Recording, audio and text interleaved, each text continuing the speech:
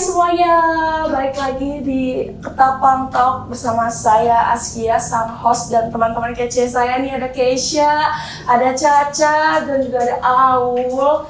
Nah, hai. Kali ini di episode kali ini kita bakal bahas tentang pilar ketahanan pangan, yaitu ketersediaan pangan. Kenapa sih ketersediaan pangan itu penting banget gitu loh di Indonesia? Kita kulik bareng-bareng yuk. Jadi guys, kalian tahu nggak sih, secara umum ketersediaan pangan itu artinya sejauh mana nih pangan bisa tersedia untuk masyarakat, baik dari sisi jumlah, kualitas, dan keberlanjutannya. Nah, bener banget guys apa yang tadi diomongin sama Cantika tadi. Ketersediaan pangan di sini tuh ternyata bisa dipengaruhi oleh banyak hal loh guys. Yang pertama itu ada kondisi pertanian, distribusi, kemudian yang terakhir itu ada cuaca dan iklim.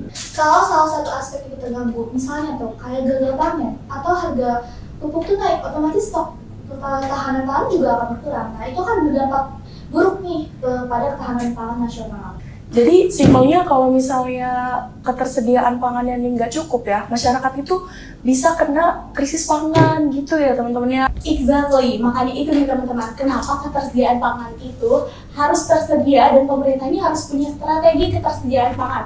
Meskipun negara ini dalam kondisi krisis maupun pergantian musim seperti itu.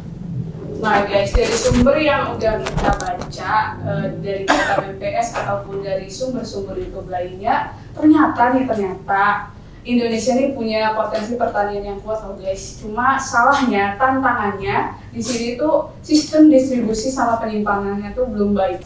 Ya bener banget tadi yang dikatakan awal, banyak daerah produksi seperti kayak Jawa Timur, Sulawesi yang masih menjadi surplus beras gitu. Tapi masih banyak juga nih daerah lain yang masih kekurangan. Jadi kayak stoknya belum merata. Oh iya, aku juga sempat nonton video YouTube dari Kementan. Katanya nih ya, Indonesia itu masih impor beberapa barang dari luar negeri kayak kedelai dan gandum. Jadi bisa dibilang ketersediaan pangan kita itu masih bergantung juga teman-teman dari luar negeri seperti itu. Dan itu beresiko banget ya, apalagi kalau misalnya lagi ada masalah global kayak iklim atau krisis pangan kayak gitu. Jadi makanya kita harus menjaga ketersediaan pangan kita teman-teman gitu. Nah, kita juga ngambil dari dua jurnal nih. Yang pertama dari jurnal nasional, yang kedua dari jurnal internasional buat memperkuat pembahasan ini. Nah, Aul bisa mulai dari jurnal nasionalnya. Oke guys, kalau dari jurnal nasional, gue bisa kasih contoh dari jurnal Undegawi. Jadi jurnal ini nih bahas tentang ketersediaan pangan di Ciamis. Sebenarnya daerah ini nih surplus beras, tapi kurangnya di distribusi sama di mereka nih bergantung sama musim panen. Jadi pada saat musim paceklik, daerah ini nih ketersediaan pangannya menurun drastis. Nah iya, beda lagi nih halnya dengan jurnal dan sains yang udah kita ambil dari negara Thailand nih teman-teman. Mereka ini, negara ini tuh berhasil menjaga ketersediaan pangan mereka loh lewat modernisasi pertanian. Mereka ini udah berhasil pakai teknologi digital buat memantau stok ketersediaan pangan mereka nih teman-teman. Canggih banget ya. Jadi bisa dibilang teknologi itu punya peran besar lah untuk ketahanan pangan.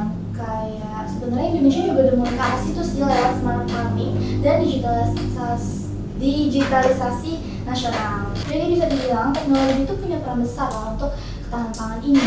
Kayak Indonesia tuh sebenarnya udah mau ke arah situ tuh lewat smart farming dan digitalisasi nasional. Menarik banget, jadi ketersediaan pangan itu nggak cuma hasil panennya doang gitu loh. Jadi ada juga soal tentang manajemennya, teknologinya gitu, sama sistemnya gitu. Betul banget.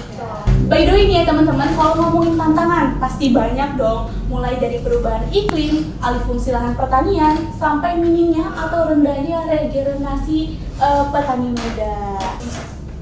Nah bener banget guys apa yang tadi diomong sama Cantika tadi. Jadi konsumsi pangan tuh terus meningkat nih, apalagi pertumbuhan penduduk tuh semakin pesat di zaman sekarang. 2, 3. Makanya nih perlu banget kolaborasi antar pemerintah, petani, dan masyarakat. Pemerintah bisa bantu lewat kebijakan pangan yang keberlanjutan dan subsidi alat pertanian guys.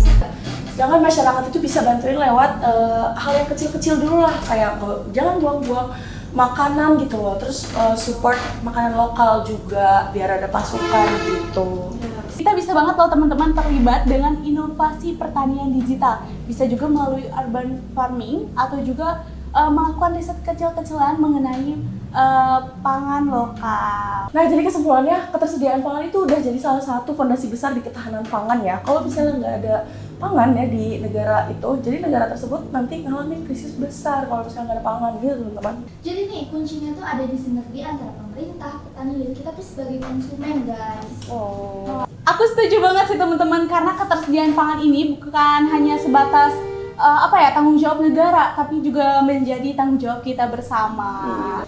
Nah guys, gue harap nih dari adanya podcast yang udah kita lakuin tadi, gue harap semua orang bisa sadar tentang pentingnya menjaga ketersediaan pangan. Nah, ini Oke, makasih udah dengerin kita Talk ya teman-teman. Jangan lupa share, like, comment, dan subscribe. Jangan ketinggalan episode-episode selanjutnya di Talk ini, oke? Seru banget kan guys?